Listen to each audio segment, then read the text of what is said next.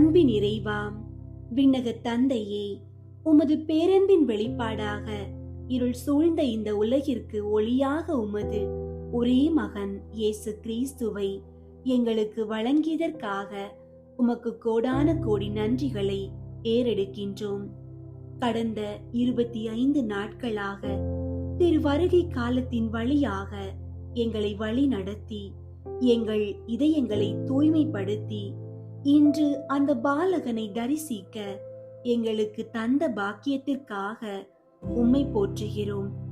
ஆண்டவரே, இந்த மகிழ்ச்சியான நாளில் உமது மக்கள் அனைவருக்காகவும் நாங்கள் ஒருமித்த குரலில் மன்றாடுகின்றோம். இதோ பெத்லகேம் தொழுவத்தில் உதித்த அந்த விண்ணக அமைதி ஒவ்வொரு மனிதனின் இதயத்திலும் இன்று குடிகொள்ள வேண்டுகின்றோம். இரக்கமுள்ள ஆண்டவரே, இன்று கிறிஸ்துமஸ் பெருவிழாவை கொண்டாடும் உமது மக்கள் அனைவரையும் ஆசீர்வதியும். இன்று நாங்கள் உடுத்தும் புத்தாடைகளை விட உமது அருளினால் எங்கள் ஆன்மாக்கள் தூய்மை பெற செய்யும். கொண்டாட்டங்களுக்கு மத்தியில் ஏழைகளிலும் கைவிடப்பட்டவர்களிலும் நோயுற்றவர்களிலும் உம்மை நாங்கள் காண செய்தருளும். உணவின்றி வாடுவோருக்கு உணவையும் உறவின்றி தவிப்போருக்கு உமது அன்பையும் தாரும். குறிப்பாக போர் மற்றும் வன்முறைகளினால் அமைதி இழந்து தவிக்கும் நாடுகளுக்கு உமது விண்ணக சமாதானத்தை அருளும்.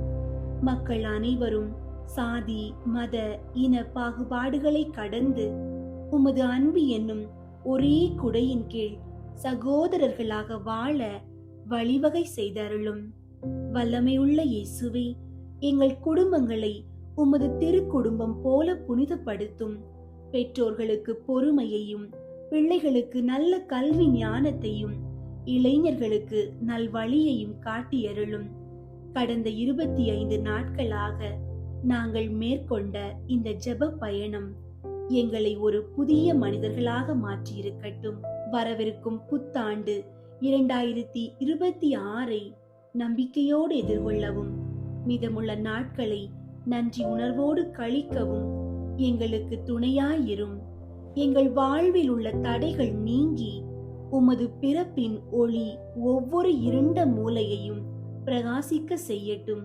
மனு குலத்தின் மீட்பரே, எங்களை ஆசீர்வதித்து வழிநடத்த வேண்டும் என்று உங்கள் ஆண்டவராகிய இயேசு கிறிஸ்து வழியாக உம்மை மன்றாடுகிறோம். ஆமீன்.